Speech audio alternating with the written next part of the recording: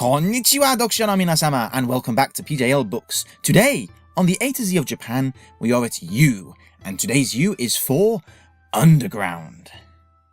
Have you ever read or watched Neverwhere by Neil Gaiman? It's a neat little fantasy novel / TV series, but the thing that really stuck with me through all these years was the setting of this dark underbelly of London, of the infinite layers of a city through the ages, all occupied by its own colourful cast and surroundings.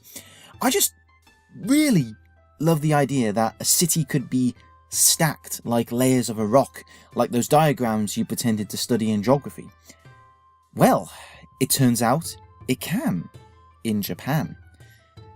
As hinted at in the C is for Konbini article, Japan is a pretty packed country. And it shouldn't be surprising, it's a nation of about 130 million people after all. I mean, just think on that number for a second. 130 million people.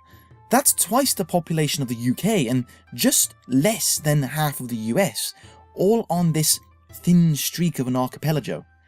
Still not convinced? Well, the next most populous country in the world, just ahead with 140 million, is some little place called Russia. Oh god, and you thought planning your SimCity city was a nightmare. Well, those people have got to go somewhere, as well as all the places where they shop, work, learn, and furtively find an alley to answer the call of nature. And most of Japan is uninhabitable anyway, thanks to those big chunky things called mountains. So that squeezes things even further. Now, I'm not saying that people are literally clambering over one another to avoid falling off a cliff, but where it counts, the cities in Japan closely resemble an ant's nest. And oh boy, the people who live in Japan know just how far that metaphor carries. It's almost not a metaphor. You see, there are big cities the world over, but none are quite like Tokyo. Because, well, yeah, it's really like an ant's nest. It's cramped, layered, and endlessly intricate. And you can even tell that even as you come in for a landing on a plane. Looking down on Tokyo from the sky, it looks like a motherboard inside a computer. Things that you wouldn't dream of having rubbing shoulders in your home country not only do so in Japan, they often cohabitate the same darn airspace. In my neighbourhood, for example, there is a kindergarten school under the bullet train track. The larger train stations tumble over into shopping malls, delving deep into the ground like the man-made roots of a tree. These specific areas are called chikagai, literally underground street. Under Tokyo Station, the Yaisu Chikagai stretches out over the size of 10 football pitches.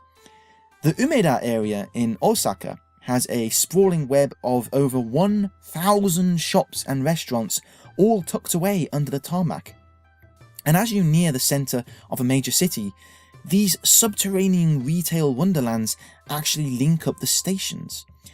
Yep, you can see, do and shop in the big city and not once touch street level. From the second you alight, you are bombarded by a labyrinth of shopping precincts located downstairs in case you didn't want to bother with a pesky bit of fresh air or sunshine. The size and sheer concentration of this web of retail and debauchery can be a stimulating, adrenaline-pumping experience, but it can quickly burn you out as you long for a nice quiet park or beer garden brawl or something. But alas, the park you were heading for is at exit 32B, and on the way through the tunnels under the city, the exit is lost in a brand new sprawl of coffee shops that you swear weren't there before. And that's because they weren't. That's how quickly these cities change and rebuild. So yes, the urban dream can easily turn into a nightmare if you don't have your wits about you. Oh, and by the way, read Neverwhere. It's brilliant. And that's it for today's A to Z of Japan. Thank you very much for listening. The written version of this blog is on my A to Z of Japan blog, the link of which is in the description just below. So please take a look at that, and you can also see all of the other written blogs and much more else besides. Thank you very much for listening, and I'll see you next time. Sayonara.